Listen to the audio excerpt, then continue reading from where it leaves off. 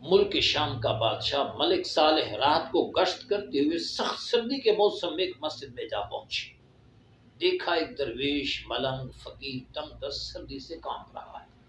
تن بدن ڈھانپنے کے لیے، سردی سے اپنے آپ کو بچانے کے لیے اس کے پاس کپڑا نہیں ہے۔ بارگاہ رب میں التجا کر رہا تھا، یا اللہ یہ بادشاہ، یہ شاہان وقت خزانوں پہ قبضہ جما لیتے ہیں، اپنے کام میں پیسہ خرچ کرتے ہیں، لذت نفس کے لیے پیسہ برباد کرتے ہیں، لیکن غریبوں، ضعیفوں، یتیموں کی خبر گیری نہیں کرتے۔ کہنے لگا خدا کی قسم، میرے خدا، میرے اللہ، اگر تو نے جنت میں کسی ایک بادشاہ کو بھی داخل کر دیا تو تیری جنت میں قدم نہیں رکھوں گا۔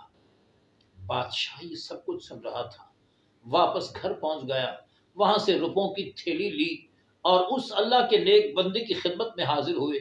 کہنے لگے اللہ نے مجھے دنیا کی شاہی دی ہے اور درویش اللہ کے نیک بندے جنت کے بادشاہ ہوں گے۔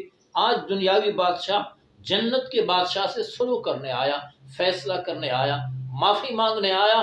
آپ میرے ساتھ سلو کریں تاکہ کل جنت میں ہمارے لیے رستہ ہموار ہو جائے۔